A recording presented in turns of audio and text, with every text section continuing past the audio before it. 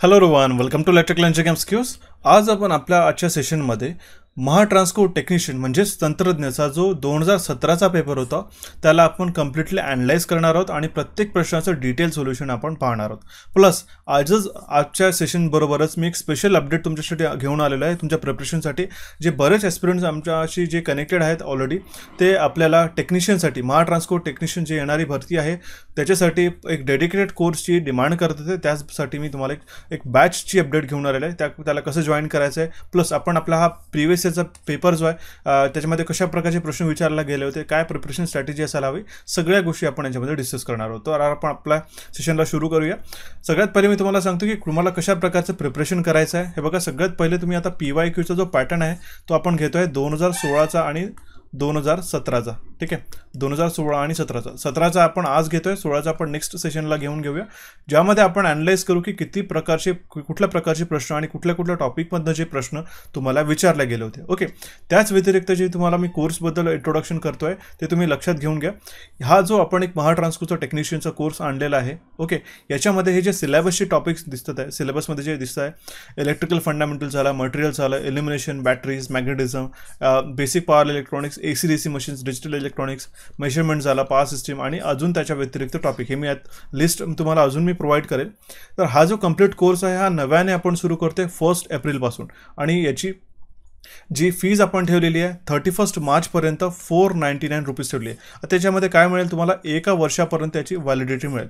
जर आपण याला 1 ते 2 महिन्यामध्ये हा कोर्स कंप्लीट होईल तर याच्यानंतर तुम्ही कितीही याला व्ह्यूज याला तुम्ही तुमच्या मोबाईलमध्ये व्हिडिओज पाहू शकता आणि त्याची जी रिव्हिजन आहे ती ईबुकच्या माध्यमातून तुम्ही करून घेऊ शकता. ठीक आहे, तर 1 वर्षापर्यंत अनलिमिटेड व्ह्यूज हा तुम्हाला देणार आहेत या कम्प्लीट व्हिडिओ कोर्समध्ये आणि याची प्राईस फक्त 499 रुपीज दिलेली आहे. ठीक आहे, 20 to 25 सेशन्स प्लस सेशन आपण याच्यामध्ये घेतोय कंपल्सरीली.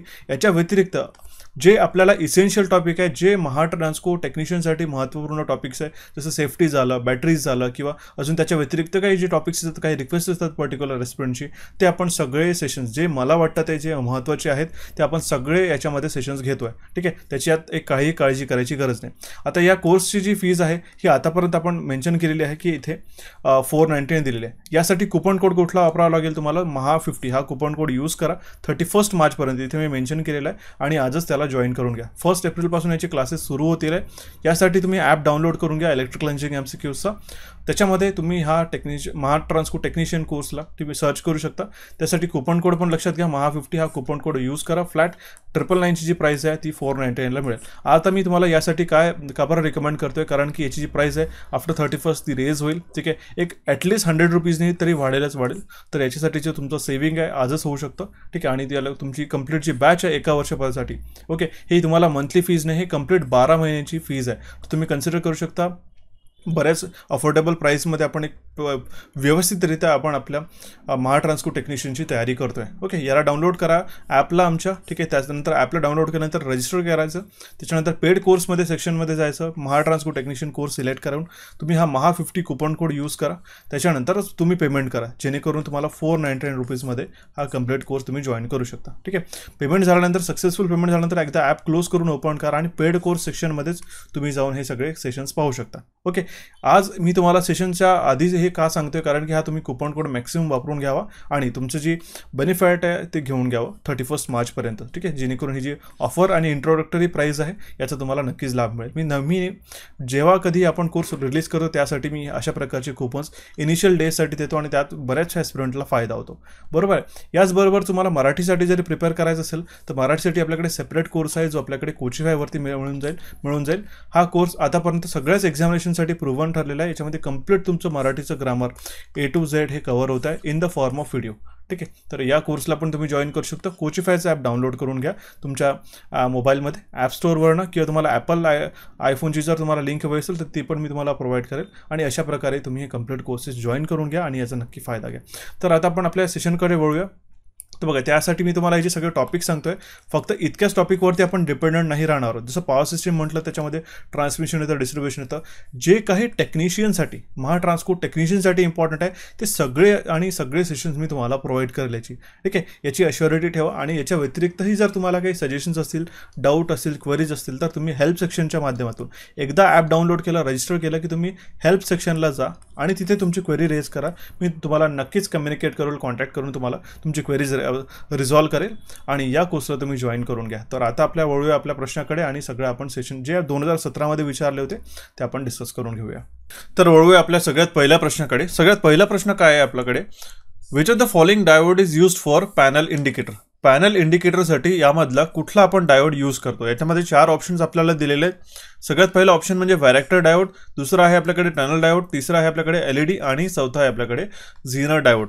आता तुम्हाला माहिती असेल पॅनल इंडिकेटरमध्ये ठीक आहे जे काही पॅनल्स असतात आपल्याकडे HV पॅनल्स झाले, high voltage low voltage panel झाले, त्याच्यावरती आपण एक रेड कलरचे, ग्रीन कलरचे, ब्ल्यू कलरचे वेगवेगळ्या कलरचे इंडिकेटर्स पाहतो. ठीक आहे, ते लाईट इंडिकेटर्स असतात. त्याच्यामुळे आपल्याला त्या पर्टिक्युलर पॅनलची स्थिती काय आहे हे आपल्याला माहिती पडते. जर इन केस आपल्याकडे समजा रेड कलरचा लाईट ग्लो करतोय तर तो काय इंडिकेट करतोय, तो वॉर्निंग इंडिकेट करतोय. तर पॅनल इंडिकेटरसाठी जो आपण लाईट म्हणून यूज करतो त्याला आपण LED that means light emitting diode हा जो डायोड आहे आपण हा यूज करतो. याच्यातलं सिम्बॉल पण तुम्हाला माहिती पाहिजे नक्कीच.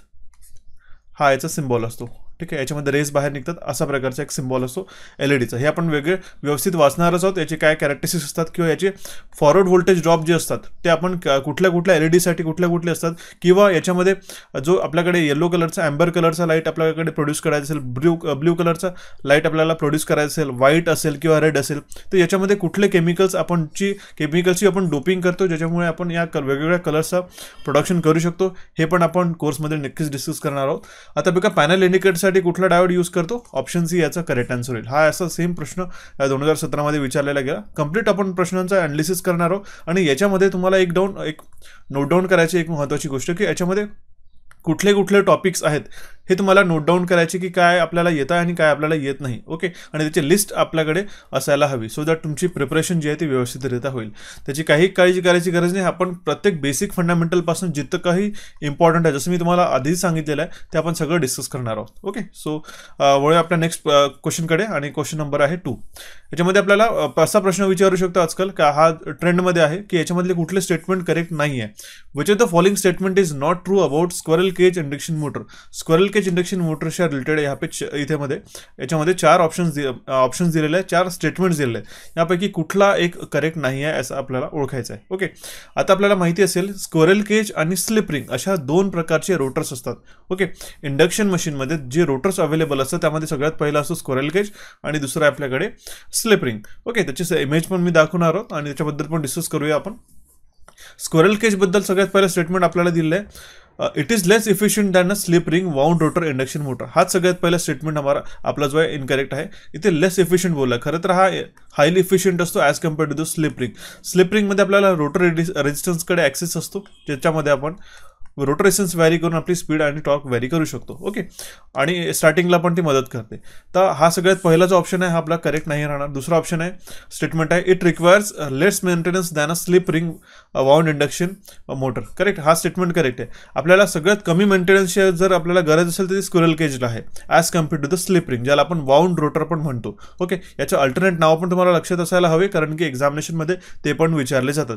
जनरली हे स्लिप रिंग न विचारता ते वाउंड रोटर कन्सिडर करतात आणि आपण बरेचदा स्क्वेरल केज आणि वाउंड रोटरमध्ये कन्फ्युजन होऊन जातो. ओके, सिंपल आहे, हा स्टेटमेंट करेक्ट आहे आपला. नेक्स्ट आहे it is cheaper in cost than a slip ring wound rotor induction motor. म्हणजे जी आपल्याकडे स्क्वेरल केज रोटर आहे, squirrel cage rotor based induction motor आहे ती चीप आहे, ती स्वस्त आहे as compared to the slip ring induction motor. Okay, तर हा स्टेटमेंट आपला करेक्ट होईल. नंतर स्टेटमेंट दिलेला आहे it has a low starting torque than a slip ring wound induction rotor. Correct आहे. याचा जो स्टार्टिंग टॉर्क आहे TST हा कमी असतो as compared to the TST of slip ring. बरोबर आहे, TST ऑफ स्लिप रिंग. तर म्हणूनच हा पण स्टेटमेंट आपला करेक्ट होईल. आता आपल्याला काय प्रश्नामध्ये विचारलं होतं, नॉट ट्रू, म्हणजे सगळ्यात पहिला जो आपला ऑप्शन होता हाच नॉट ट्रू आहे. Option B will be the correct answer in this case. आता तुम्हाला इथे 2 टाईपचे रोटर्स दिसतात आहे. एक आहे याच्यामध्ये आपल्याकडे स्लिप रिंग्स आहेत. ओके, मी तुम्हाला झूम करून दाखवतोय. हे बघा, इथे नाही का कंटिन्युअसली याच्यामध्ये कॉन्टॅक्टमध्ये असणारे स्लिप रिंग्स असतात ज्याच्यामुळे आपण ही जी रोटर आहे हे आधी तुम्हाला माहिती असायला हवे. हे कुठलं रोटर आहे, हे आहे वाउंड रोटर ज्यालाच आपण स्लिप रिंग कंडक्शन रोटर म्हणतोय. ओके, तर याच्यामध्ये जे वाइंडिंग्स असतात त्याला आपल्याला ॲक्सेस असतो. त्याला आपला ॲक्सेस कुठून असतो? याला आपल्याला ॲक्सेस असतो या स्लिप रिंगवरनं. ठीक आहे, जो की शाफ्टवरती फिक्स केलेलं जातं. बरोबर आहे. पण तेच आपण स्क्विरल केज रोटरबद्दल जर डिस्कस करतो म्हटलं तर त्याच्यामध्ये आपल्याला शॉर्ट सर्किटेड कॉपर बार्स असतात एंड रिंग्समध्ये. इथे जे एंड रिंग्स असतात तिथे शॉर्ट सर्किटेड कॉपर बार्स असतात. हा तर स्टेटर झाला आणि हा रोटर आहे. तर याच्यामध्ये काय असतं की आपल्याकडे कुठलाही ॲक्सेस अवेलेबल नाही राहत आपल्या वाइंडिंग्सकडे. हे सगळे कॉपर बार्स असतात ना, स्क्यूड केलेले जातात कॉगिंगला अवॉइड करण्यासाठी. त्याच्यामुळे आपल्याकडे जो रोटेशन टॉर्क पण मिळतो, एक स्टार्टिंग टॉर्क पण मिळतो आपल्याला. आणि याचे जे कॉपर कंडक्टर्स असतात ते शॉर्ट सर्किटेड असतात बाय एंड रिंग्स. तर हे आपण आपल्याला माहिती असायला हवं. हे दोन प्रकारचे आपल्याकडे रोटर्स आहेत. याच्याबद्दल अजून पण डिस्कस करणार आहोत कोर्सेसमध्ये किंवा रेग्युलर सेशन्सला पण. ओके, तर ऑप्शन बी याचा करेक्ट आन्सर होऊन जाईल. Okay, next question is which of the following impurities is not tetravalent. याच्यामध्ये या 4 ऑप्शनपैकी आपली कुठली इम्प्युरिटी एक टेट्राव्हॅलंट नाही आहे असं आपल्याला विचारलेलं आहे. 4 ऑप्शन्समध्ये कुठले ऑप्शन्स आहेत? ॲल्युमिनियम, जर्मेनियम, सिलिकॉन आणि कार्बन. आता तुम्हाला लक्षात असायला हवं की हे जे प्रिफिक्स आहे टेट्रा म्हणजे किती असतात? 4. काही प्रिफिक्स असतात कॉमन प्रिफिक्स, ते तुम्हाला माहिती असायला हवे. ठीक आहे, सगळ्यात पहिलं आहे आपल्याकडे मोनो म्हणजे असतं सिंगल. तुम्ही आपल्या ज्या बाईक्स असतात तुम्ही बघितलं असेल मोनोशॉक सस्पेन्शन असं त्यात दिलेलं असतं. मोनो म्हणजे काय? 1. ठीक आहे, डाय हे ग्रीक प्रिफिक्स झाले. डाय म्हणजे झालं 2. ठीक आहे, ट्राय म्हणजे झालं 3 आपल्याकडे. ओके, आणि टेट्रा मी तुम्हाला आताच सांगितलेलं आहे 4. ओके, पेंटा म्हणजे किती असतं? पेंटा म्हणजे 5. ओके, हेक्झा म्हणजे किती असतात? हेक्झा म्हणजे असतात 6. ओके, हेप्टा म्हणजे किती असतात? हेप्टा म्हणजे 7. ऑक्टा म्हणजे किती असतात? ऑक्टल म्हणजे ज्यामध्ये आपण म्हणतो ऑक्टल नंबर सिस्टीम. ऑक्टा म्हणजे असतात 8. ठीक आहे, आणि एना म्हणजे EENEA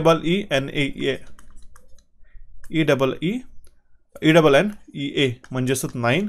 आणि डेका म्हणजे असतं 10. हे छोटीशी एक्स्ट्रा इन्फॉर्मेशन तुम्हाला सांगितलेली आहे, हे लक्षात घ्या. ओके, तर याच्यामध्ये आपल्याला टेट्राव्हॅलंट इम्प्युरिटीज कुठली नाही आहे ह्यामध्ये विचारलेलं आहे बघा. तर त्यातलं ऑप्शन ए हे जे आहे ना करेक्ट होऊन जाईल, ॲल्युमिनियम. कारण की ही जी आहे ही ट्रायव्हॅलंट इम्प्युरिटीज आहेत. ठीक आहे, ट्राय म्हणजे किती? 3. ठीक आहे, 3 इलेक्ट्रॉन्स. ओके, ट्रायव्हॅलंट इम्प्युरिटीजमध्ये आपल्याकडे हा जो टेबल आहे हा तुम्हाला येणाऱ्या एक्झामिनेशनमध्ये नक्कीच विचारला जाईल. ज्याच्यामध्ये आपल्याकडे इम्प्युरिटीज असतात. कधी आपल्याकडे सिलिकॉन जो हा सेमीकंडक्टर आहे. ठीक आहे, सेमीकंडक्टर म्हणजे काय? ज्याची प्रॉपर्टीज कंडक्टर आणि इन्सुलेटरच्या मदत लाय करते, हा झाला सेमीकंडक्टर. तर सिलिकॉन हा प्युअर आणि इंट्रेन्सिक सेमीकंडक्टर आहे. त्याच्यामध्ये आपण 2 प्रकारच्या इम्प्युरिटीज ॲडअप करतो, पेंटा आणि ट्राय. पेंटामध्ये आपल्याकडे एक्झाम्पल्स लक्षात ठेवा, याच्यामध्ये प्रश्न विचारले जातात सहसा. आर्सेनिक, अँटिमनी, बिस्मथ आणि फॉस्फरस हे डोनर टाईपचे इम्प्युरिटीज झालेस, किंवा त्याला आपण एन टाईप ऑफ सेमीकंडक्टर पण म्हणतो. म्हणजे जर आपण पेंटाव्हॅलंट इम्प्युरिटीज किंवा डोनर टाईप ऑफ इम्प्युरिटीज, डोनरमध्ये असतात 5. ठीक आहे, जसं मी तुम्हाला सांगितलेलं आहे पेंटामध्ये, तर ते काय होतं? तर एक इलेक्ट्रॉन जो आहे ना तो डोनेट होतो. ओके, तर त्याच्यामुळे आपल्याकडे एन टाईप, जसं आपल्याकडे PN जंक्शन फॉर्म होतं ना डायोडमध्ये. ठीक आहे, तर हा जो एन टाईप जो बनतो हा पेंटाव्हॅलंट इम्प्युरिटीज बनतो. ओके, आणि हा जो पी टाईप बनतो हा ॲक्सेप्टर टाईप, ज्याला आपण ॲक्सेप्टर टाईप इम्प्युरिटीज म्हणतात. त्यामध्ये बोरॉन, गॅलियम, इंडियम, ॲल्युमिनियम आहे. तर ही जी पी टाईप ऑफ जो सेमीकंडक्टर आपल्याला फॉर्म होतो तो ट्रायव्हॅलंट इम्प्युरिटीजनी ॲडअप करून आपण करतो. ॲडअप म्हणजे त्याला आपण एक पर्टिक्युलर नाव असतं, त्याला म्हणतात आपण डोपिंग. ठीक आहे, डोपिंग करणे म्हणजे याचा अर्थ असा की आपल्याकडे इंट्रेन्सिक सेमीकंडक्टर जर आपण सिलिकॉन घेतला तर त्याच्यामध्ये जर डोपिंग केली. ठीक आहे, डोपिंग करणे म्हणजे काय? हे जे आपल्याकडे इम्प्युरिटीज आहेत हे आपण त्याच्यामध्ये ॲडअप केली तर आपल्याकडे एक्सट्रेन्सिक सेमीकंडक्टर फॉर्म होतो. बरोबर आहे, आणि ते एक्सट्रेन्सिक सेमीकंडक्टर्स आपल्याला वेगवेगळे PN जंक्शन डिव्हाइसेसला तयार करायला मदत करतात. ओके, ऑप्शन ए इसका करेक्ट ऑप्शन ए याचं जे आहे करेक्ट आन्सर होऊन जाईल. हे टेट्राव्हॅलंट इम्प्युरिटीज नाही आहे. ओके, आणि ट्रायव्हॅलंट आणि पेंटाव्हॅलंट लक्षात ठेवा, हा टेबल खूप महत्त्वाचा आहे. ओके, आता वळूया आपल्या नेक्स्ट क्वेश्चनकडे. नेक्स्ट क्वेश्चन काय? Which of the following is not a type of a file. याच्यामध्ये कुठला एक प्रकार नाही आहे फाईलचा.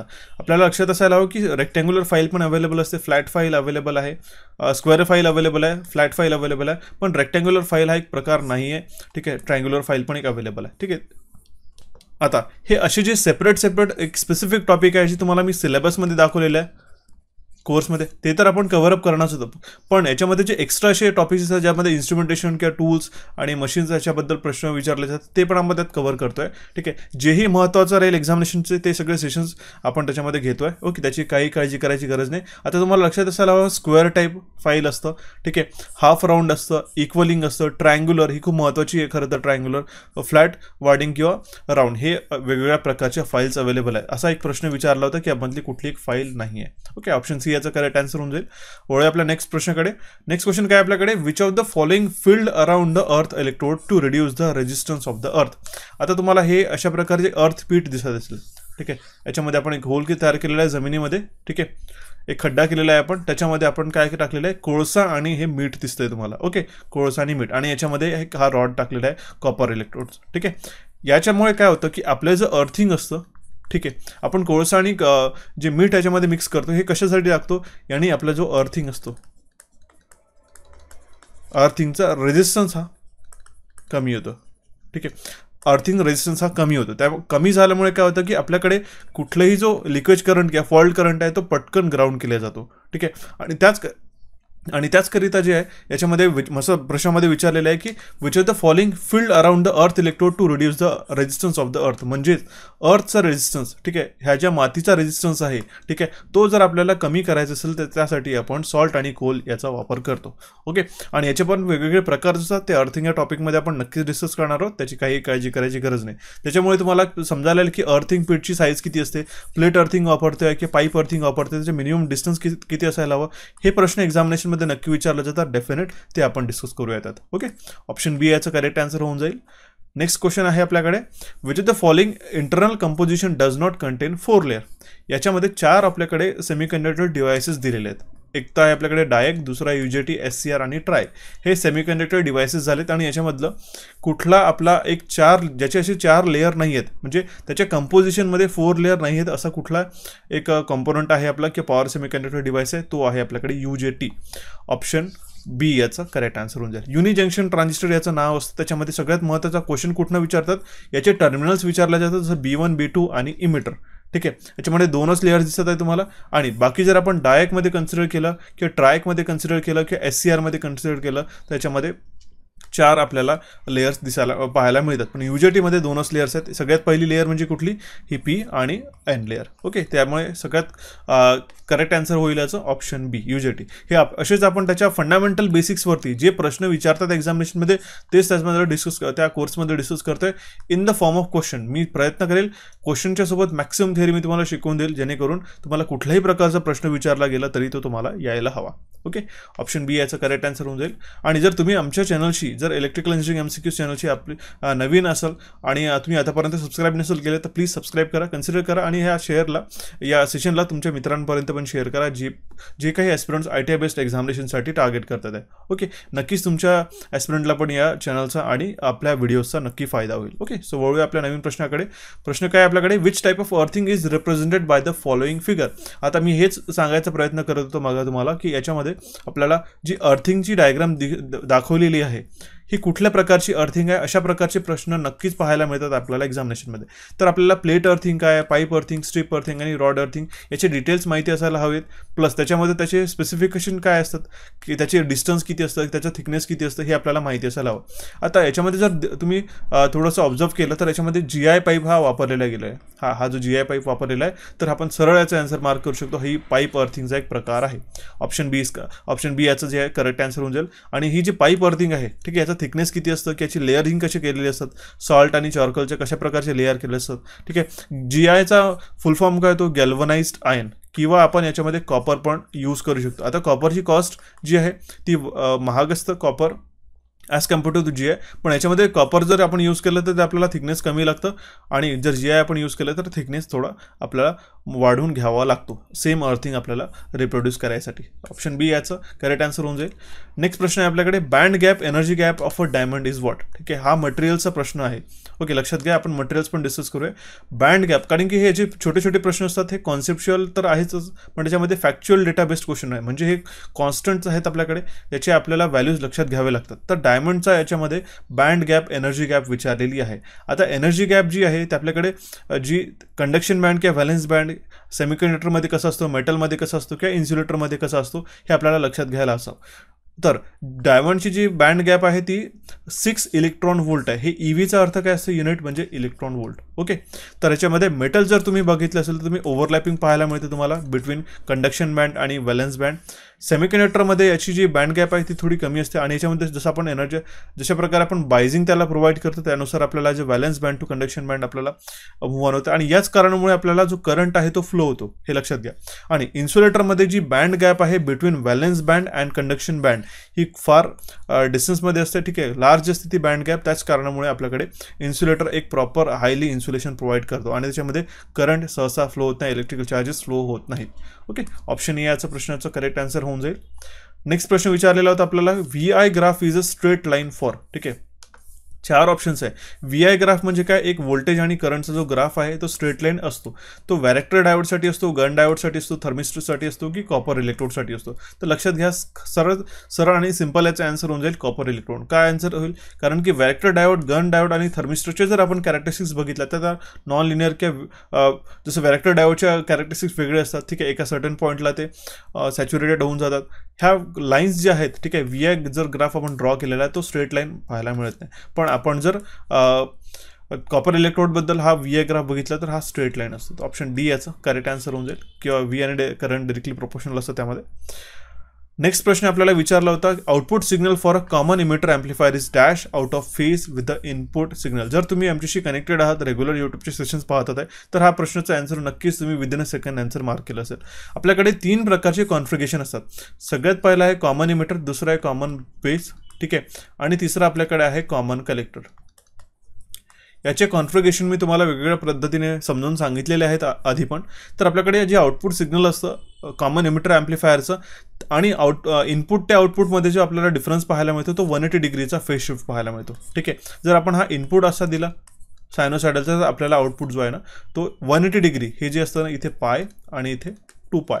ओके, हा मॅक्सिमम व्हॅल्यू झाली. तर आपल्याकडे जो आउटपुट पाहायला मिळतो, ठीक आहे, तो आउटपुट हा 180 डिग्रीने फेज शिफ्टेड पाहायला मिळतो. आता बघा, इथे फर्स्ट पीक कुठली आहे, पॉझिटिव्ह आहे, पण याच्यामध्ये फर्स्ट पीक कुठली आहे, निगेटिव्ह आहे. त्याच्यामध्ये फेज शिफ्ट झालेली आहे. कुठल्या प्रकारच्या कॉन्फिगरेशनमध्ये, कॉमन इमिटर अँप्लिफायरमध्ये.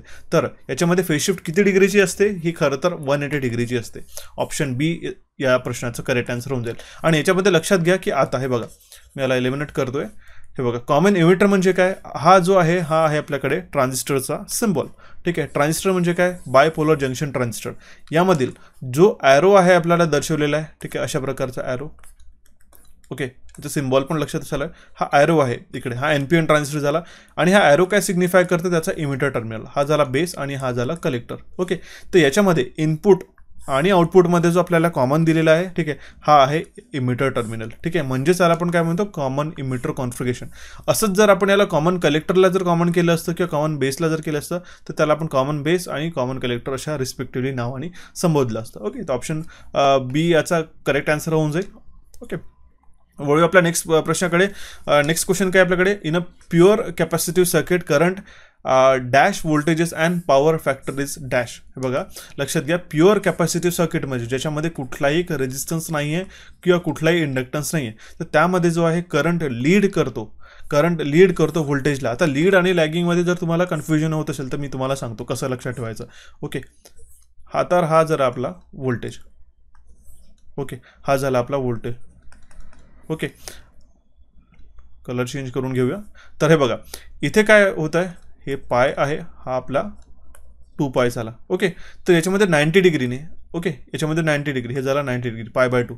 तर याआधी काय 90 डिग्रीने तो लीड करतोय म्हणजे इथून सुरू नाही होणार तो. ठीक आहे, हा तर लॅग झाला, कारण की सगळ्यात पहिले जी वेव फॉर्म रीच होते, ठीक आहे, पहिले आता हे व्होल्टेजची होते, तर याच्यामध्ये 90 डिग्री म्हणजे इथून सुरुवात होईल त्याची अशी.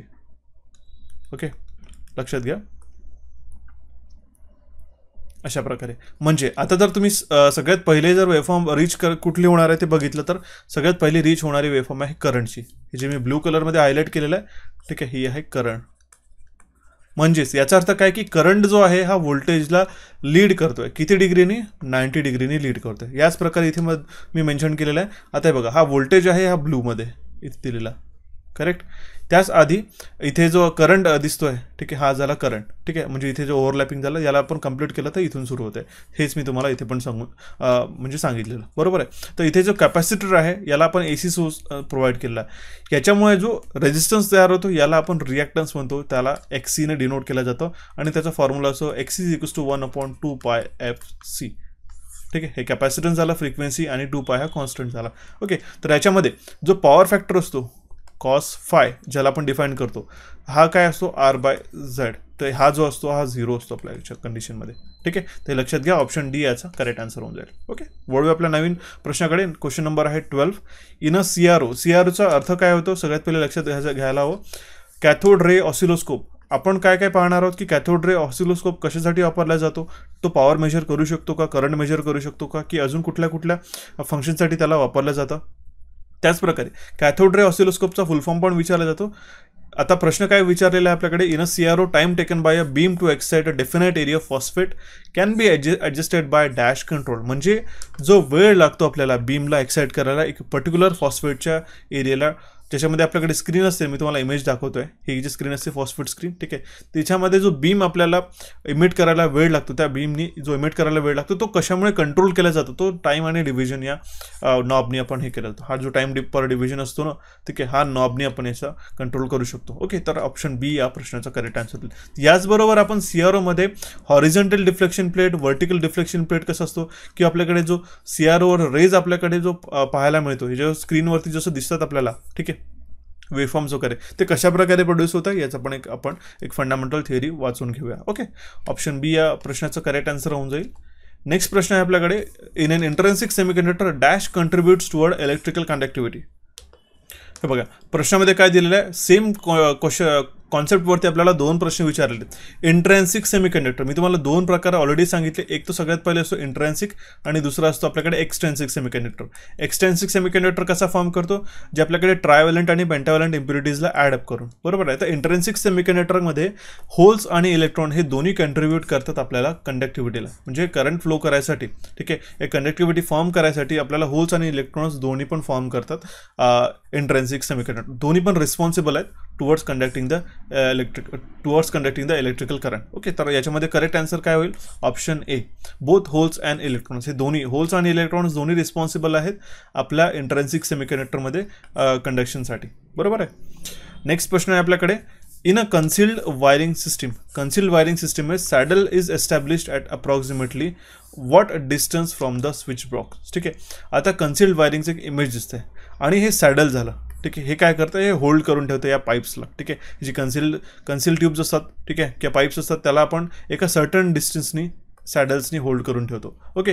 तर याचं मिनिमम डिस्टन्स किंवा विचारलेलं एक saddle is establish at approximately what distance from the switch box. Switch बॉक्सपासून आपण किती डिस्टन्सनी ठेवतो? याला 30 सेंटीमीटर्सनी याला क्लिप करतो. ओके. ऑप्शन ए याचा करेक्ट आन्सर येईल. आता हा जो प्रश्न आहे, जनरली अशा प्रकारचे जे प्रश्न आहेत, मी तुम्हाला सांगतो, आई रूल्स जो सेशन आहे, ठीक आहे, तो आपण एक सेपरेट घेऊया. तो पर्टिक्युलर महाट्रान्सको टेक्निशियनसाठी असेल, कारण की आपल्याकडे जो सेशन यूट्यूबला अवेलेबल आहे तो सगळ्यांसाठी ॲप्लिकेबल आहे, तो तर पाहायचंच आहे. पण याच्या व्यतिरिक्त पण अशा आपल्याकडे जे पर्टिक्युलर सायझिंग वाईज जे प्रश्न विचारले जातात ते आपण त्यामध्ये डिस्कस करून घेऊया. ओके. तर ऑप्शन ए याचा करेक्ट आन्सर होईल. 30 सेंटीमीटरमध्ये तो फिक्स केला जातो. नेक्स्ट प्रश्न आहे आपल्याकडे. In N AC circuit if reactance is 0. ठीक आहे. रिॲक्टन्स आपण कशाने डिफाईन करतो? एक्सनी, आणि त्याचं युनिट काय? ओम. ठीक आहे. आता जर रिॲक्टन्स आपल्याकडे 0 आहे तर पॉवर फॅक्टर आपला किती होईल? cos five. ठीक आहे. cos फाय किती होईल? युनिटी. कसा होईल मी तुम्हाला सांगतो.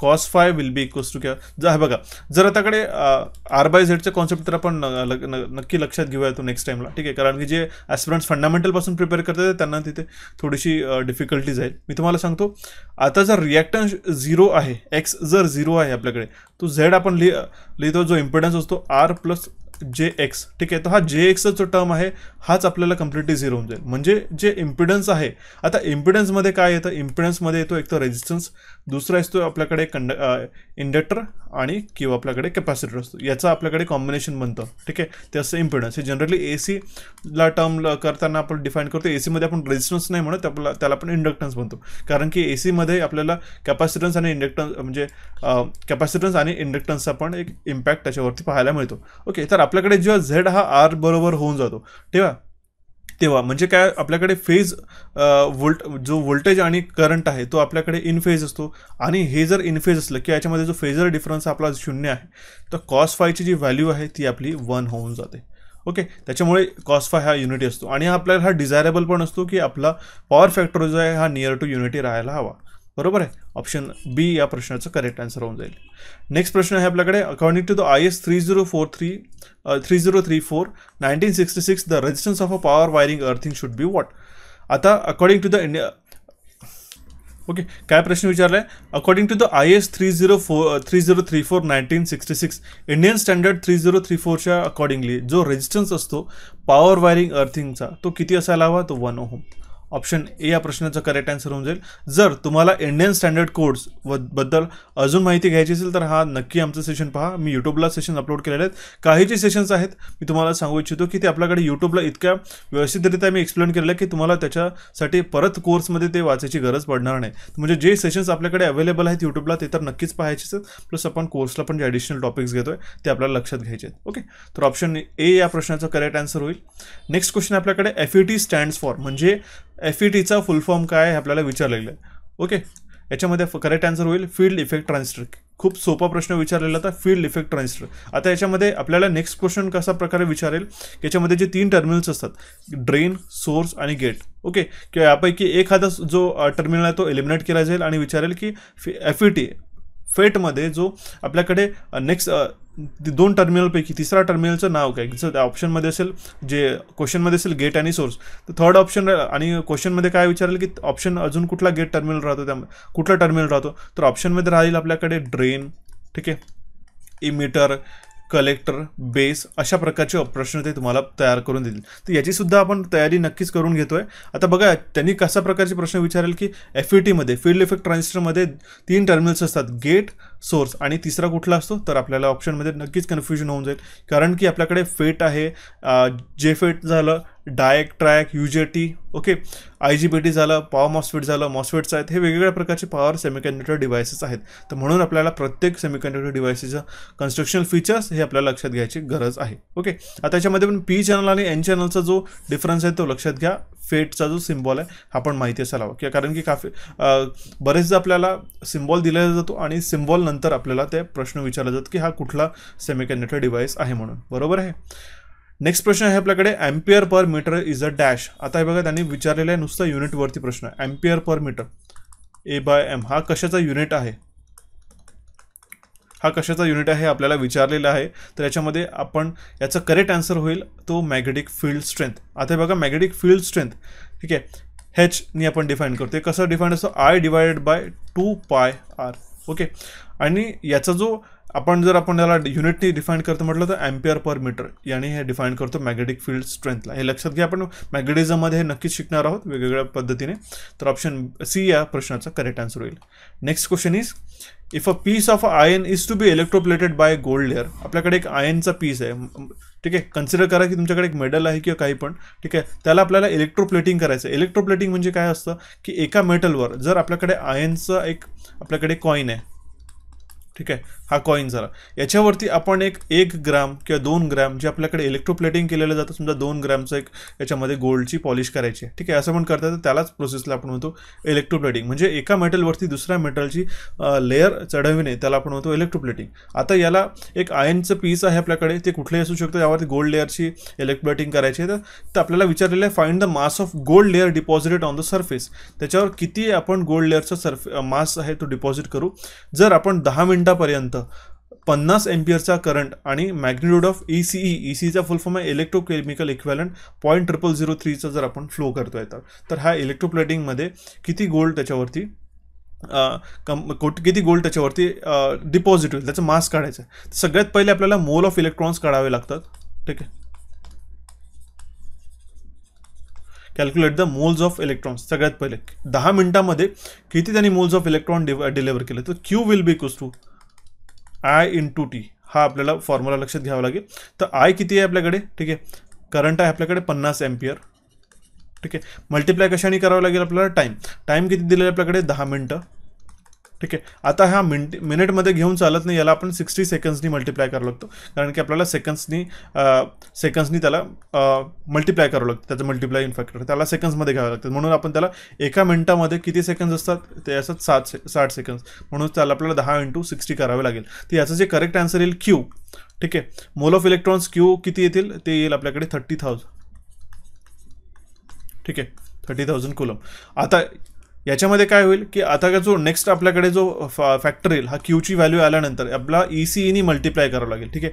जर याला आपण ECEनी मल्टिप्लाय केला 0003, तर आपल्याकडे जो आन्सर येईल तो येईल 9 ग्रॅम, ठीक आहे, 9 ग्रॅम. म्हणजेच त्या आयन पीसेसवरती जो आपण 10 मिनिटापर्यंत 50 एम्पियरचा करंट फ्लो केला, तर आपल्याकडे जो गोल्ड डिपॉझिट होईल ते 9 ग्रॅमचं गोल्ड त्याच्यावरती डिपॉझिट होईल. ऑप्शन ए या प्रश्नाचा करेक्ट आन्सर होऊन जाईल. ओके, वळूया नवीन प्रश्नाकडे. क्वेश्चन नंबर आहे 20. We will be going to make a dash if we mix phosphorus with a silicon. आपण जर फॉस्फरसला सिलिकॉन बरोबर मिक्स केलं, एकाच कॉन्सेप्टवरती 3 क्वेश्चन आतापर्यंत झालेले आहेत बघा.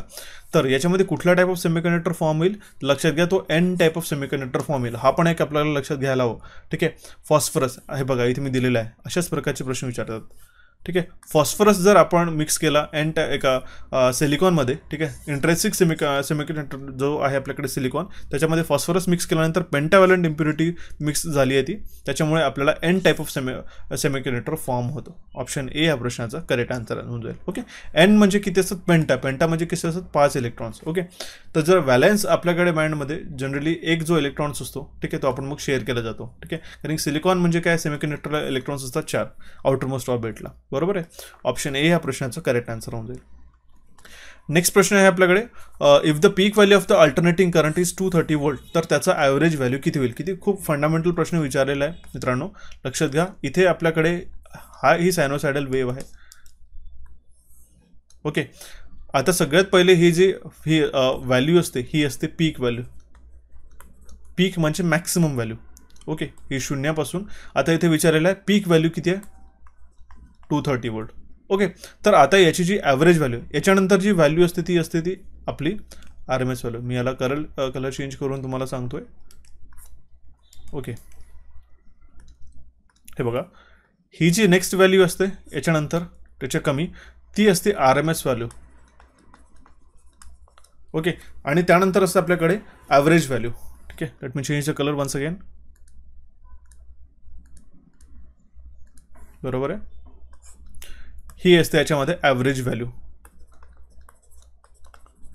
आणि सेम ॲप्लिकेबल असतं आपल्याला निगेटिव्ह पीकला पण, बरोबर आहे. आता आपल्याकडे ॲव्हरेज व्हॅल्यूचा फॉर्म्युला काय हे आपल्याला लक्षात घ्यायला हवं. ठीक आहे, ॲव्हरेज व्हॅल्यूचा फॉर्म्युला असतो 2Vm/π, V ॲव्हरेज.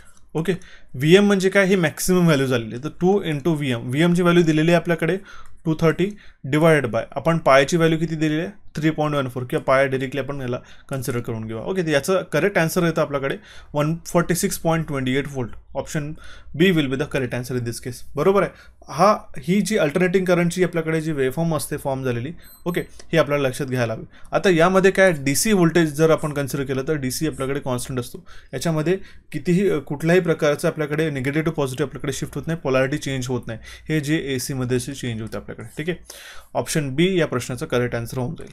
नेक्स्ट प्रश्न आहे आपल्याकडे, if the synchronous speed of a motor is 1000 RPM where its supply frequency is 50 hertz, what will be the number of poles in the motor. यासाठी एक सरळ formula लक्षात घ्यायचा आहे. तो आहे आपल्याकडे NS = 120 × F divided by P. आता यामध्ये F जो असतो तो असतो फ्रिक्वेन्सी, ओके, P असतो नंबर ऑफ पोल्स. बरोबर आहे. तर 120 मल्टिप्लाइड बाय फ्रिक्वेन्सी किती आहे आपल्याकडे 50 हर्ट्ज, आणि पोल्स आहेत आपल्याकडे ते आपल्याला कॅल्क्युलेट करायचे. तर आपण इथे पोल्स लिहून घेऊया. पण इथे सिंक्रोनस स्पीडची व्हॅल्यू दिलेली आहे आपल्याकडे, ती 1000 RPM आहे.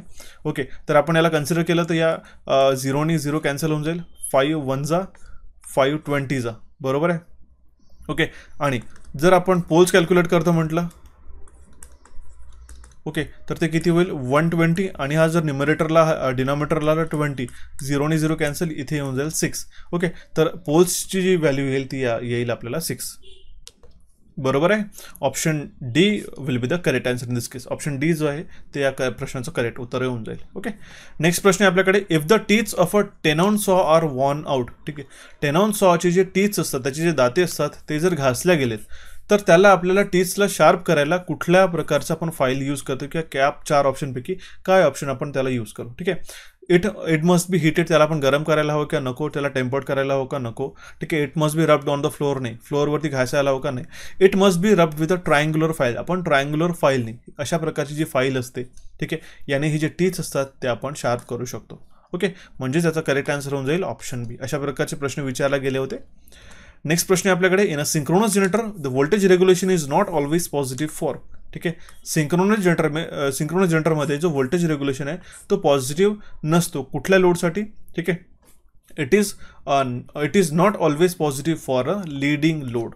ऑप्शन डी या प्रश्नाचा करेक्ट आन्सर होईल.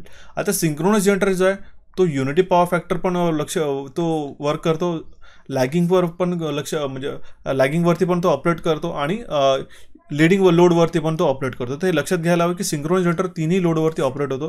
तर याच्यामध्ये voltage regulation is not always positive for leading load. आता लीडिंग लोडसाठी व्होल्टेज रेग्युलेशन जे आहे ते आपलं पॉझिटिव्ह नाही राहू शकत, कारण की यामध्ये काय होईल की हायर लीडिंग लोडसाठी जो टर्मिनल व्होल्टेज आहे VT जो असतो, ठीक आहे, हा ग्रेट असतो as compared to the induced EMF. त्यामुळे जो रेग्युलेशन होतो ओके तो निगेटिव्हमध्ये पाहायला मिळतो. It is not always positive for leading load. Option B या प्रश्नाचा करेक्ट आन्सर होईल. नेक्स्ट प्रश्नाकडे वळूया. आपल्याकडे प्रश्न काय, इलेक्ट्रोडायनॅमोमीटर इन्स्ट्रुमेंट मेजर्स. ओके, आता वेगवेगळ्या प्रकारचे इन्स्ट्रुमेंट्स आपल्याकडे असतात. त्यापैकी आपल्याकडे मुव्हिंग आयन असतं, PMS असतं, induction type, hot wire, electrolytic आणि त्याच्यानंतर EMMs असतात ज्याला डायनॅमोमीटर टाईप इन्स्ट्रुमेंट म्हणतो. तर इलेक्ट्रोडायनॅमोमीटर इन्स्ट्रुमेंट हे तर आपण वाचणारच आहोत. ठीक आहे, तर इलेक्ट्रोडायनॅमोमीटर इन्स्ट्रुमेंट हे कुठल्या प्रकारची व्हॅल्यू मेजर करतात, तर हे AC आणि DC that means alternating current आणि डायरेक्ट करंट दोन्ही पण मेजर करतात. ऑप्शन बी या प्रश्नाचं करेक्ट आन्सर होऊन जाईल. तर प्रश्न आहे आपल्याकडे, electromagnetic interference in a TN-C earthing system. आपल्याकडे वेगवेगळ्या प्रकारच्या अर्थिंग सिस्टम्स आहेत, ते आपण नक्कीच लक्षात घ्यायला हवेत आणि ते अर्थिंग सिस्टीमवरती एक प्रश्न डेफिनेटली विचारला जाईल, तर ते आपण नक्कीच डिस्कस करून घेऊया. तर याच्यामध्ये प्रश्न काय विचारला आहे, इलेक्ट्रोमॅग्नेटिक इंटरफरन्स हा कुठल्या अर्थिंग सिस्टममध्ये TN-C अर्थिंग सिस्टममध्ये जास्त असतो की कमी असतो. तर लक्षात घ्या, जो इलेक्ट्रोमॅग्नेटिक इंटरफरन्स आहे हाच एक ड्रॉबॅक आहे की याच्यामध्ये जास्त असतो. ऑप्शन ए या प्रश्नाचं करेक्ट आन्सर होईल. आता बघा, TN-C याचं डेफिनेशन काय असतं. टी म्हणजे काय असतं, अर्थ. ठीक आहे, त्याला आपण टेरे म्हणून म्हणतो फ्रेंचमध्ये. ठीक आहे, टेरे. ओके, N म्हणजे कसं, न्यूट्रल असतो. ठीक आहे, C म्हणजे कंबाईंड, S म्हणजे सेपरेट. तर अशा वेगवेगळ्या प्रकारचे आपल्याकडे TN-C झालं, TN-C-S, TN-S, TT सिस्टीम काय आणि IT सिस्टीम काय, हे अर्थिंगचे सिस्टीम जे आहेत हे वेगवेगळे आपल्याला माहिती असायला हवे. ते आपण डिटेलमध्ये नक्कीच घेऊया. ओके, जस्ट फॉर एक बेसिक इन्फॉर्मेशन मी तुम्हाला सांगतोय. ऑप्शन ए या प्रश्नाचं करेक्ट आन्सर होईल. नेक्स्ट प्रश्न आहे आपल्याकडे, 3 pin socket has a largest hole of. 3 pin socket आपल्याकडे इथे दिलेलं आहे.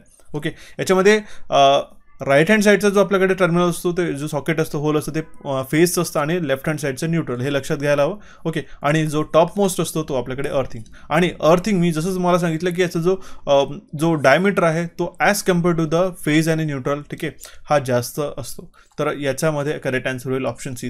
In a 3 pin socket the largest hole of earthing. ठीक आहे, जो लार्जेस्ट होल असतो तो अर्थिंगसाठी असतो. आणि याचं कारण एकच असतं की आपल्याकडे जो फॉल्ट करंट आहे तो सगळ्यात लवकरात लवकर आणि सगळ्यात क्विक वेनी ग्राउंड असायला हवं, जेणेकरून जो इथे पर्सन ऑपरेट करतो याला, ठीक आहे, त्याला इलेक्ट्रिकल शॉक्सपासून वाचवल्या जाईल.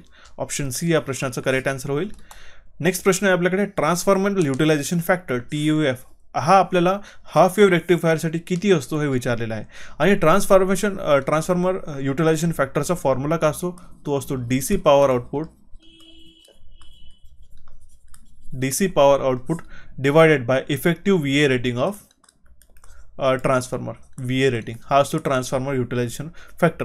आता बघा, हाफ वेव्ह रेक्टिफायरसाठी, ठीक आहे, हाफ वेव्ह रेक्टिफायरमध्ये किती डायोड वापरला जातो, फक्त एक डायोड वापरला जातो. ओके, सेंटर टाईपमध्ये असतात 2 आपल्याकडे. आणि हाफ वेव्ह रेक्टिफायरसाठी TUF किती असतो, 0.287. ह्या व्हॅल्यूज लक्षात ठेवा.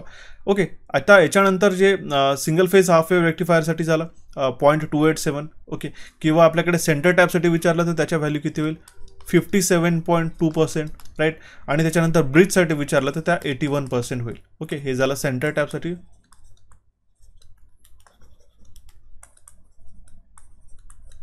सेंटर टॅप आणि हा झाला ब्रिज.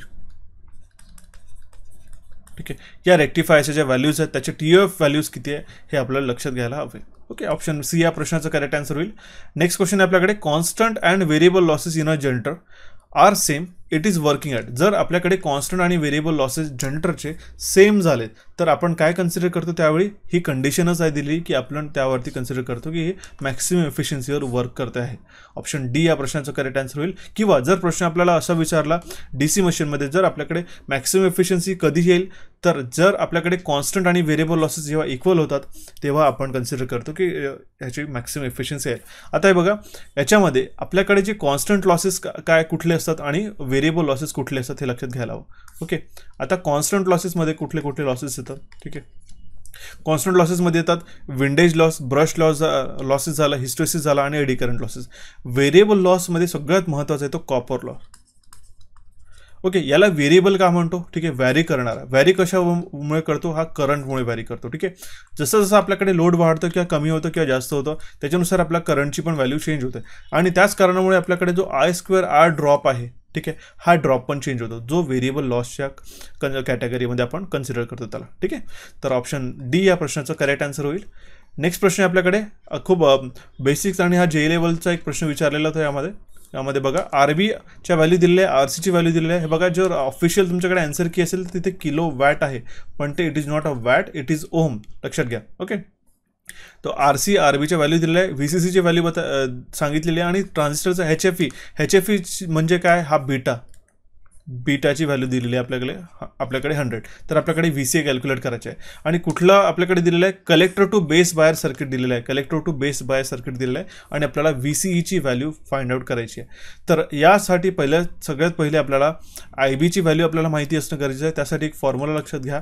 ठीक आहे, IB will be equals to VCC minus VBE divided by RB plus RC. Collector to base bias पण आपण वाचून घेऊया, त्याची काही काळजी करायची गरज नाही. Plus into multiplied by 1 plus HFE. जर आपण इथे बीटा जरी लिहिलं तरी ते चालतं.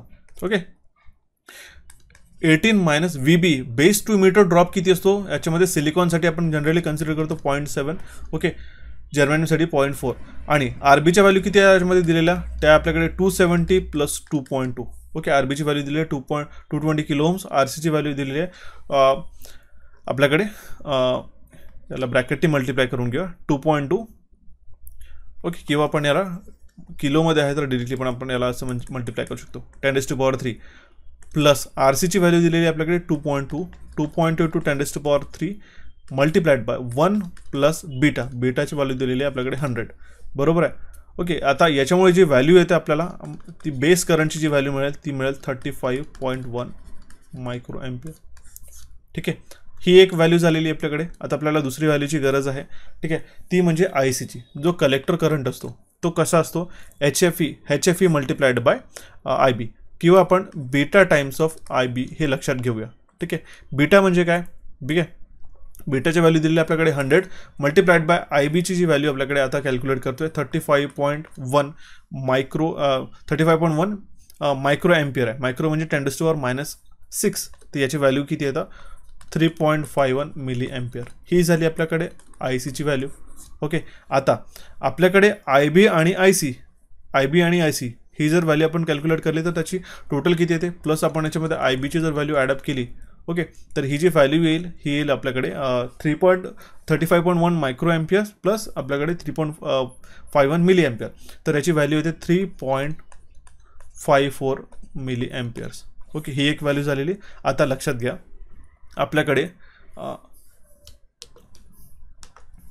आपण याला वेगळ्या पद्धतीने एक सॉल्व करतोय. ओके, ही एक व्हॅल्यू झालेली आपल्याकडे. आता आपण VCEची व्हॅल्यू कशा प्रकारे काढू, ह्यासाठी formula VCE will be equals to VCC minus RC. हे कलेक्टर टू बेस बाय सर्किटचे फॉर्म्युलेज आहेत, त्यावरती हा प्रश्न विचारलेला आहे. ओके, हे फॉर्म्युलाज लक्षात असायला हवं. IC plus IB. बरोबर आहे. यासाठीच आपण ही त्याची व्हॅल्यूज दोन्ही ॲडिशन करून घेतलेलं आहे. VCCची व्हॅल्यू दिली आहे 18 मायनस RCची व्हॅल्यू किती आहे आपल्याकडे 2.2 किलो ओम्स. तर ह्यासाठी 2.2 मल्टिप्लाइड बाय 10⁻³ ने आपण मल्टिप्लाय करतो प्लस IP प्लस ICची जी व्हॅल्यू आहे आपल्याकडे 3.54 इंटू 10⁻³ हे सॉल्व केल्यानंतर आपल्याकडे जो कलेक्टर टू इमिटर व्होल्टेज आपल्याकडे मिळतो तो येतो 10.2 वोल्ट. ओके, ऑप्शन डी या प्रश्नाचा करेक्ट आन्सर येऊन जाईल. ओके, आय होप तुम्हाला हे सगळे प्रश्न समजले असतील. वळूया आपल्या नेक्स्ट प्रश्नाकडे. Power gain in a common base configuration. जसं मी तुम्हाला 3 कॉन्फिगरेशन सांगितलेले, common base, common collector and common emitter. तर कॉमन बेस कॉन्फिगरेशनमध्ये जर पॉवर गेन जर आपल्याला कॅल्क्युलेट करायचा असतो तो लो असतो, लक्षात घ्या. ओके, आणि कॉमन इमिटर तसं आपण कॉमन कलेक्टर पण डिस्कस करून घेऊया. तर पॉवर गेन जो आहे सगळ्यात जास्त कुठल्या कॉन्फिगरेशनमध्ये पाहायला मिळतो, तो कॉमन इमिटरमध्ये पाहायला मिळतो, बरोबर आहे. नेक्स्ट प्रश्न आपल्याकडे, zener diodes are design to operates under. आता झिनर डायोडचं सगळ्यात महत्त्वाचं काय आहे की आपल्याला कुठल्या रिजनमध्ये ऑपरेट करतो, की त्याचा सिम्बॉल काय, की त्याचे कुठले टर्मिनल्स असतात. तर लक्षात घ्या, zener diode it always operates on a reverse bias condition आणि याला ॲज अ व्होल्टेज रेग्युलेटर म्हणून कन्सिडर करतो. ठीक आहे, ॲज अ व्होल्टेज रेग्युलेटर म्हणून ह्याला यूज करण्यात येतो, बरोबर आहे. आणि याचा सगळ्यात महत्त्वाचा सिम्बॉल हा सिम्बॉल लक्षात घ्यायचा, किंवा अशा प्रकारचा पण एक सिम्बॉल आपल्याला पाहायला मिळतो, तो पण एक झिनर डायोड असतो. याच्यामध्ये जे झिनर ब्रेकडाऊन होते तर हा जो रिव्हर्स बायस कंडिशन आहे, ठीक आहे, ही जी कॅरेक्टरिस्टिक्स आपल्याला पाहायला मिळते, ठीक आहे, ते ही झिनर ब्रेकडाऊनमध्ये हा वर्क करतो. ठीक आहे, ॲज अ व्होल्टेज रेग्युलेटर म्हणून पण याला वापरण्यात येतं. ऑप्शन बी या प्रश्नाचा करेक्ट आन्सर होऊन जाईल. नेक्स्ट प्रश्न आपल्याकडे, form factor of N alternating current. आता AC फंडामेंटलवरती 2 प्रश्न विचारलेले आहेत. फॉर्म फॅक्टर दिलेला आहे एका अल्टरनेटिंग करंटचं 1.11, रेशिओ दिलेला आहे its RMS to average value will be dash. लक्षात घ्या, RMS टू ॲव्हरेज जर फॉर्म फॅक्टर आहे आपल्या अल्टरनेटिंग करंटचा 1.11 तर RMS टू ॲव्हरेज व्हॅल्यू तेच तर त्याचं डेफिनेशन आहे. खरं तर फॉर्म फॅक्टर म्हणजे काय असतं, ठीक आहे, it is a ratio of RMS to average value. ठीक आहे, RMS टू ॲव्हरेज व्हॅल्यू, आणि जो फॉर्म फॅक्टर दिलेला आहे हा 1.11 आणि आपल्याला प्रश्नामध्ये काय दिलेलं आहे त्याचा रेशिओ काय होईल RMS टू ॲव्हरेजचा. ओके, RMS टू ॲव्हरेजचा तो पण 1.11 होऊन जाईल. ऑप्शन सी या प्रश्नाचा करेक्ट आन्सर आहे. तुम्ही बघा किती फंडामेंटल क्वेश्चन्स आहे. जर तुमचे कॉन्सेप्ट क्लिअर असतील तर तुम्ही याला नक्कीच अप्रोच करू शकता इझिली, बरोबर आहे. नेक्स्ट प्रश्न आपल्याकडे, याच्यामध्ये जो सिम्बॉल दिलेला आहे हा सिम्बॉल कसला आहे. ठीक आहे, जर तुम्ही क्लोजली ऑब्झर्व केलं तर आपल्याकडे अशी वाइंडिंग पाहायला मिळते, कोर झाला आणि खाली पण आपल्याकडे अशा प्रकारची वाइंडिंग दिलेली आहे. तर हा झाला ट्रान्सफॉर्मरचा सिम्बॉल. सिम्पल आहे. ऑप्शन बी या प्रश्नाचा करेक्ट आन्सर येईल. जर तुम्हाला अशाच प्रकारची सिम्बॉलची PDF ची लिस्ट हवी असेल जी तुम्ही प्रिंट पण करू शकता तर तुम्ही टेलिग्राम चॅनलला जॉईन व्हा, किंवा तुम्ही ॲपवरती पण जाऊन ती PDF घेऊ शकता. ओके, त्या PDF मध्ये आतापर्यंत विचारले जाणारे सगळे सिम्बॉल्स मी ॲडअप केलेले आहेत. ती JEEची असो किंवा AEची असो किंवा टेक्निशियनची असो, कुठल्या एक्झामसाठी ती आपल्याला महत्त्वपूर्ण ठरेल. तर ती जी PDF आहे ती डाउनलोड करून घ्या आणि त्याचे सिम्बॉल्स रिवाईज करा. नक्कीच अशातला एक प्रश्न तुम्हाला कव्हर अप होऊन जाईल. नेक्स्ट प्रश्न दिलेला आहे आपल्याकडे, what is the following symbol represent. ठीक आहे, याच्यामध्ये दिला आहे हा जो सिम्बॉल दाखवलेला आहे इथे. ठीक आहे, हा सिम्बॉल कसला आहे आपल्याला विचारत आहे. आपल्याकडे लॉजिक गेट्स असतात, हा यापैकी XOR गेटचा सिम्बॉल आहे. याचा XOR गेटचं बुलियन एक्सप्रेशन काय मिळतं आपल्याला, A XOR B, याला XOR म्हणून संबोधलं जातं. याचे लॉजिक गेटचे पण आपण ट्रूथ टेबल डिस्कस करून घेऊया, खरेच सिम्पल्स आहेत. नेक्स्ट क्वेश्चन आहे आपल्याकडे, insulation resistance is dash length of the cable. जो इन्सुलेशन रेजिस्टन्स असतं, इन्सुलेशन रेजिस्टन्स म्हणजे काय, हा आपला कंडक्टर झाला. ठीक आहे, याच्यावरती असलेलं जे इन्सुलेशन असतं, ठीक आहे, याची रेजिस्टन्स असतं काही ना काही पर्टिक्युलर, बरोबर आहे. याचं जे रेजिस्टन्स आहे, ठीक आहे, हे कुठल्या फॅक्टरवरती डिपेंड करते. यासाठी फॉर्म्युला जो आहे R = ρl/a लावायचा नाही, चुकीचा आहे हा फॉर्म्युला. ठीक आहे, तो रेजिस्टन्स आहे. लक्षात घ्या, यासाठी फॉर्म्युला काय असतो, R = हे सगळे प्रश्न खरं तर आपण ऑलरेडी डिस्कस केलेले आहेत. R = ρ 2πl natural log of R2/R1. R2 म्हणजे काय, radius of the outer layer. ठीक आहे, ही जी आउटर लेअर आहे याचा रेडियस. ओके, आम्ही डायमीटर कन्सिडर केलं, पण consider radius from the centre. Okay, आणि R1 काय, radius of the conductor. Okay, म्हणजेच आता तुम्ही बघितलं असेल जो इन्सुलेशन रेजिस्टन्स आहे it is inversely proportional to length. R is inversely proportional to length. म्हणजे जशी जशी लेंथ वाढेल तसं तसा इन्सुलेशन रेजिस्टन्स कमी होईल, की जशी लेंथ आपली कमी राहील तसं आपला इन्सुलेशन रेजिस्टन्स जास्त होईल. ओके, ऑप्शन सी या प्रश्नाचं करेक्ट आन्सर येऊन जाईल.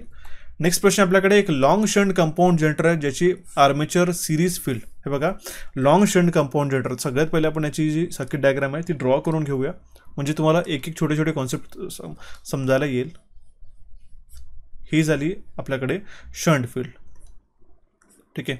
ही झाली आपल्याकडे सिरीज फील्ड, हा झाला आपल्याकडे आर्मेचर. ओके, इथे जनरेटर आहे, इथे आपल्याकडे डीसी जनरेटर आहे लॉंग शंट. तर ठीक आहे, इथे आउटपुट टर्मिनल आउटपुट व्होल्टेज किती मिळेल आपल्याकडं, बघा मी याला डिफाईन करतोय. आता जनरेटर आहे तर करंटची डायरेक्शन ती आउटवर्ड असेल, ठीक आहे. इथे आपण लोड कनेक्ट करू, तर हा व्होल्टेज झाला टर्मिनल व्होल्टेज इथून इथपर्यंतचा. ओके, हा जो आर्मेचर जनरेट करतो करंट इथे प्लस मायनस, ठीक आहे. तर हा करंट राहील IA. ओके, याच्यामध्ये जी फील्ड कनेक्टेड आहे ही झाली सिरीज फील्ड RSF. ओके, ही झाली शंट फील्ड. शंट फील्ड याच्या कॉम्बिनेशनला कनेक्ट केली आहे, तर RSHF इन डिफाईन करूया, बरोबर आहे. आता याच्यामध्ये जो हा करंट फ्लो होत आहे IA, हा नोडल आपल्याकडे KCL लॉनी हा जो करंट आहे हा डिवाइड होईल, जो म्हणजेच IA विल बी व्हॉट, ठीक आहे, IL, ठीक आहे, जो लोड करंट आहे प्लस जो फील्डसाठी दॅट म्हणजेच शंट फील्ड्सला जो लागणारा करंट आहे, ठीक आहे, ISHF हा होईल. Okay, ISHF. ओके, आपण सिम्पल फॉर्म्युलाज तयार केलेला आहे, बरोबर आहे. आता आपल्याकडे ISH, ठीक आहे, हा जो शंट व्हॅल्यू शंटचा जो आपल्याकडे करंट व्हॅल्यू काढायची आपल्याला ISHF लिहून घेऊया आला. तर म्हणजे काय होईल, टर्मिनल व्होल्टेज इतकं जेवढं टर्मिनल व्होल्टेज आहे डिवाइडेड बाय RSHF, हा आपल्या ओम्स लॉनी आपण व्हॅल्यू फाइंड आउट करून घेऊया, बरोबर आहे. तर याची व्हॅल्यूज किती येईल हे आपण कॅल्क्युलेट करायला हवं. ओके, VT म्हणजे टर्मिनल व्होल्टेज दिलेलं आपल्याकडे 400 व्होल्टचं, 400 व्होल्टचं. RSHFची व्हॅल्यू दिलेली आहे. आता हे बघा, ही सगळ्यात पहिली व्हॅल्यू होती 0.04, ही आहे आर्मेचरची RA. नेक्स्ट व्हॅल्यू जी दिलेली आहे ती आहे सिरीज फील्डची RSF डिफाईन करतोय आपल्याला, ठीक आहे. म्हणजे ही जी व्हॅल्यू होती ही होती 0.03, ही आहे आपल्याकडे 0.04 आणि नॉट 0.04. बघा, सगळ्यात पहिले आर्मेचरची दिलेली आहे 0.04, ही झाली आर्मेचरची. RSF म्हणजे ही जी सिरीजमध्ये फील्ड आहे ती 0.03 ओम्स आणि 200 ओम्स जे झालं ते फील्ड रेजिस्टन्स झालं, ठीक आहे, शंट फील्ड रेजिस्टन्स म्हणजे RSHFची, ठीक आहे. तर ती किती आहे आपल्याकडे 200 ओम्स, बरोबर आहे. तर VT टर्मिनल व्होल्टेज किती आपल्याकडे 400 व्होल्ट्स आहेत आणि आपल्याकडे RSHFची व्हॅल्यू किती आहे ती आहे 200. याची व्हॅल्यू किती येईल, ती येईल 2 अँपियर्स. ओके, ISHFची व्हॅल्यू किती आली आपल्याकडे 2 अँपियर्स, बरोबर आहे. ओके, म्हणजेच हा जो करंट फ्लो होत आहे हा आहे 2 अँपियर इथनं फ्लो होणारा करंट.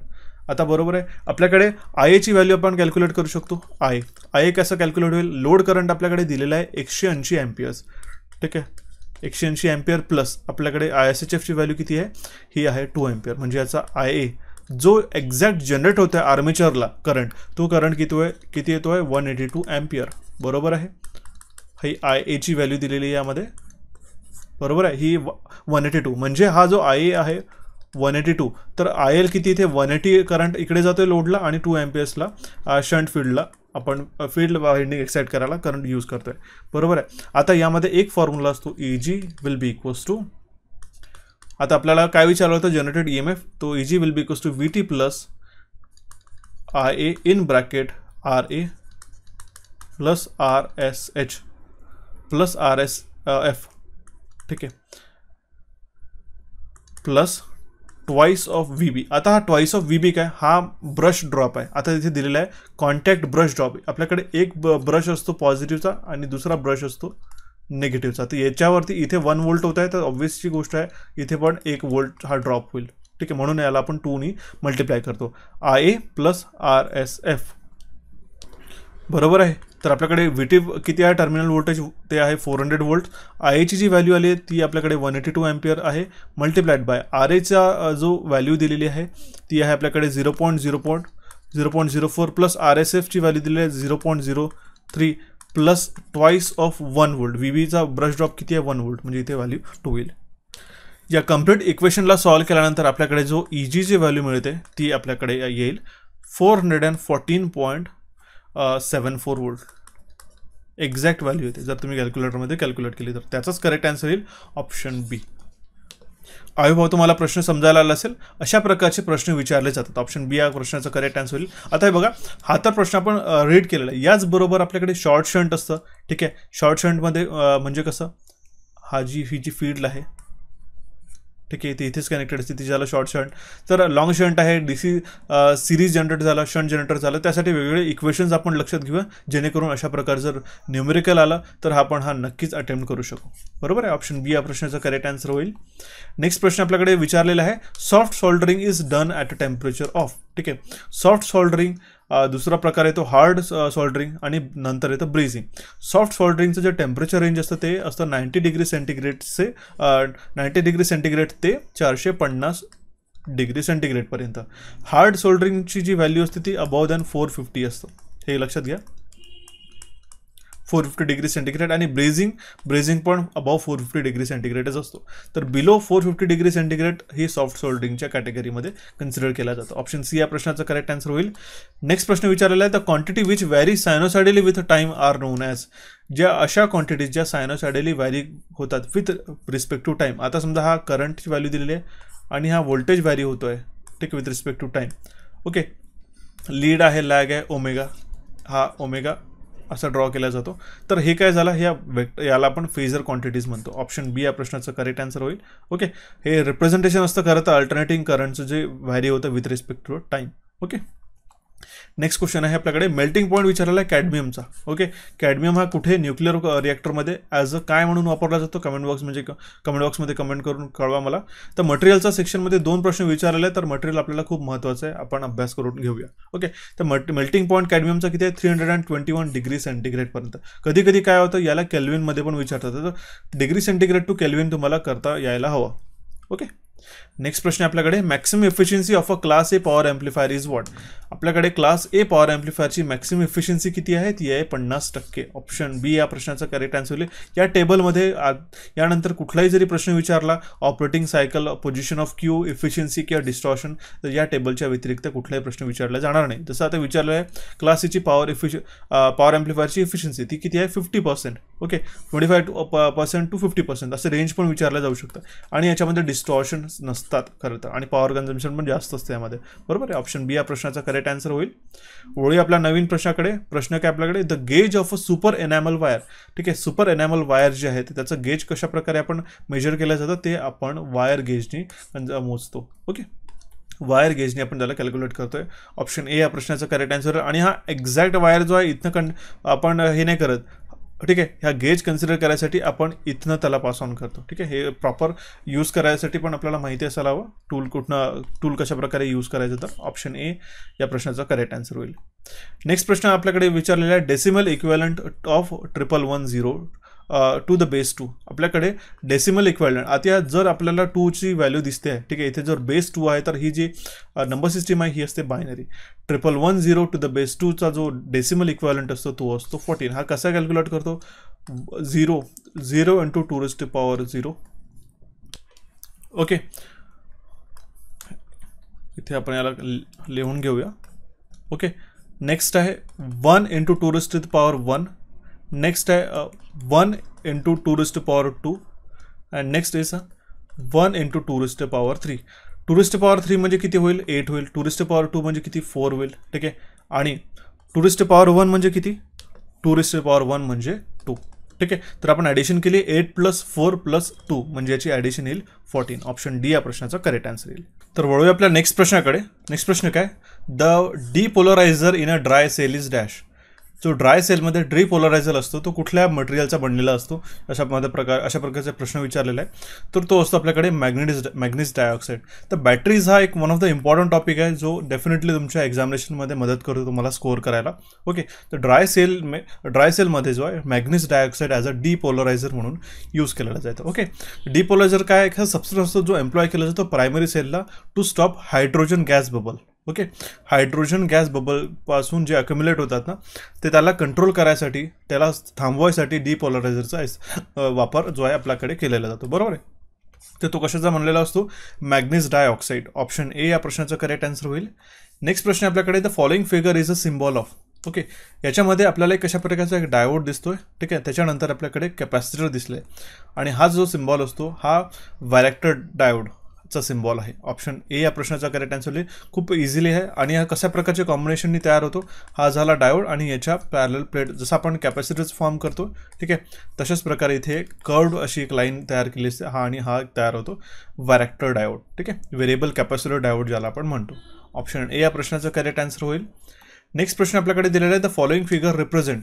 ओके, हा क्वेश्चन अंडर रिव्ह्यू आहे, तर आपण याला नक्कीच सॉल्व्ह करू, कारण याच्यातले ऑप्शन्स वेगळे आहेत दिलेले. Okay, the following figure depicts, याच्यामध्ये जो सिम्बॉल दिलेला आहे हा दुसरा प्रश्न अजून सिम्बॉलवरती आपल्याला विचारलेला आहे. तर हा जो सिम्बॉल आहे याच्यामध्ये आपल्याला अशा प्रकारचे इंटरमिजिएट जे आहे स्विचवर दिसत आहे. ओके, तर याचा करेक्ट आन्सर होईल इंटरमिजिएट स्विच. आता इंटरमिजिएट स्विच जे आहे ते आपण स्टेअरकेस वायरिंगसाठी जनरली वापरण्यात येतात. ओके, स्टेअरकेस वायरिंग म्हणजे काय, की जर आपण एका चॅनलपासून, आता समजा स्टेअरकेसला आपण एक जो पर्सन आहे, ठीक आहे, त्याला इथे एक लॅम्प रात्रीच्या वेळी स्टेअर्सला, ठीक आहे, इथे लॅम्प पाहिजे, ठीक आहे, लाईट हवा आहे. ओके, तर इथे त्या एक स्विच देईल, ठीक आहे, इथे स्विच दिलेला असतो आणि इथे वरती स्विच दिलेला असतो दुसऱ्या फ्लोअरवरती. ओके, याला इथे वरती जायचं आहे, तर हा लाईट स्विच ऑन करेल या बटननी आणि इथे वरती गेल्यानंतर ही बटन प्रेस केल्यानंतर हा सेम लाईट हा स्विच ऑफ होऊन जाईल. तर यासाठी जे आहे टू वे स्विचिंग त्याला म्हणतो जनरली. तर याच्यामध्ये इंटरमिजिएट स्विच जो आहे हा याचं हे सिम्बॉल दिलेला आहे. ओके, याच्यामध्ये 3 वे 2 वे, ठीक आहे, 3 वे 4 वे स्विचेस वापरल्या जातात वेगवेगळ्या प्रकारे. ते आपण नक्कीच वायरिंग या सेशनमध्ये घेऊन घेऊया. तर खरं तर आता इथे जो सिम्बॉल दिलेला आहे आणि हा कुठला सिम्बॉल आहे इंटरमिजिएट स्विचचा, नक्की तो जो PDF मी सांगितलेला आहे तुम्हाला तो लक्षात घेऊन डाउनलोड करून घ्या. त्याच्यानंतर 2 प्रश्न याच पेपरमध्ये विचारले होते. नेक्स्ट प्रश्न आपल्याकडे the following truth table represent. आता त्याच्यामध्ये ट्रूथ टेबलमध्ये काय दिलेलं आहे, 0 0 0 1 1 0 आणि 1 1.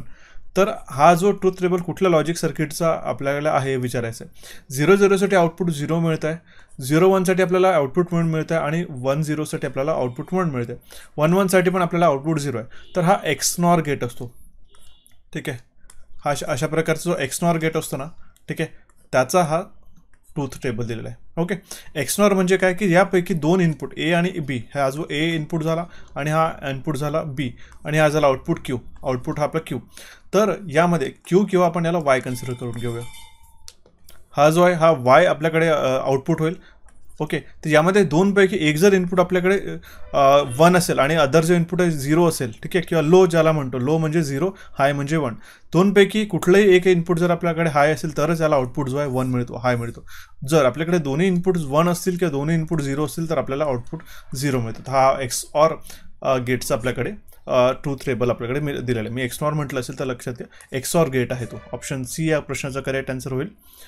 नेक्स्ट क्वेश्चन आहे आपल्याकडे, the unit of inductance is henry but the unit of inductive reactance is dash. इंडक्टन्सचं काय युनिट आहे, हा झाला इंडक्टन्स, त्याला आपण कशामध्ये मेजर करतो, हेनरीमध्ये, बरोबर आहे. पण इंडक्टिव्ह रिॲक्टन्स XL त्याचं युनिट असतं ओहम्स. ऑप्शन बी या प्रश्नाचा करेक्ट आन्सर होईल. तो खरं तर इंडक्टिव्ह रिॲक्टन्स असो किंवा कॅपॅसिटिव्ह रिॲक्टन्स असतो, त्याचं जो युनिट असतं ते ओहम्स असतं गाईस, ठीक आहे, लक्षात घ्या. ऑप्शन बी या प्रश्नाचा करेक्ट आन्सर होईल. सिम्पलचा क्वेश्चन विचारलेला होता. Next question is the rubber valve of artificial respirator must be operated.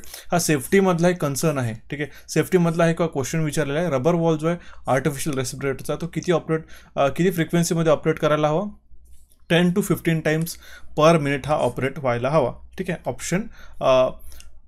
Option A या प्रश्नाचं करेक्ट आन्सर होईल, ठीक आहे. 45 to 60 मार्क केलेलं option A will be the correct answer in this case. तर हे प्रश्न होते गाईज 50 क्वेश्चन्स 2017ला विचारले. अशाच प्रकारे आपण 2016चा पण पेपर नक्कीच लवकरात लवकर रिव्ह्यू करून घेऊया. आजचा सेशन कसा वाटला मला नक्की कमेंट बॉक्सच्या माध्यमातून कमेंट करून कळवा, ठीक आहे. ही जी ऑफर मी तुम्हाला दिलेली आहे ही 31 मार्चपर्यंतची आहे, ठीक आहे. जेणेकरून ही जी 499 जी प्राईस दिलेली आहे तुम्हाला ती 31 मार्चपर्यंत येईल. यानंतर नक्कीच ती प्राईस रेज होईल, एकतर ती आपल्याकडे 599 होईल किंवा 799 होईल.